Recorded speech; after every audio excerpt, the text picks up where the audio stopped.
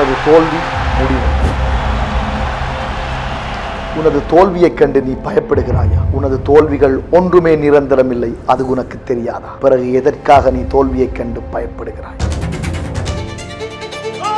இந்த உலகத்தில் எத்தனையோ தோல்விகளுக்கு அப்பால் தான் எத்தனையோ சாதனைகளும் சரித்திரங்களும் நடந்தேறி இருக்கின்றது, அது உனக்கு தெரியாதா?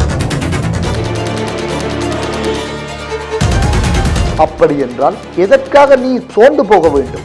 எதற்காக நீ தாழ்ந்து போக வேண்டும்? தோல்வி என்றைக்கும் நிரந்தரமில்லை. தலை நிமிர்ந்து தலைவனாய் இருந்து பார், வெற்றி நிச்சயம் உனக்கு கிடைக்கும். உன் வாழ்க்கையில் நீதான் கிரியேட்டர். பிறகு எதற்கு நீ வாழ்க்கையை கண்டு தோல்வியை கண்டு பயப்படுகிறாய்? உனது தோல்வி ஒருபோதும் முடிவு கிடையாது, மறந்து விடாதே. Never give up.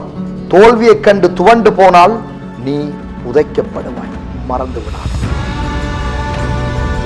ஒருவேளை உனது தோல்வியால் நீ முடங்கி போனால் உனது வெற்றியை யார் பெற்றுக் கொள்வது?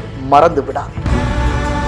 இப்பொழுது நீ தோல்வி அடைகிறாய் என்றால் நாளை நீ வெற்றி பெறப் போகிறாய் என்பது அர்த்தம். உனது வெற்றிக்கான இலக்கு வெகு தூரம் இல்லை. சோ பிறகு தோல்வியை கண்டு எதற்கு அஞ்சுகிறாய்?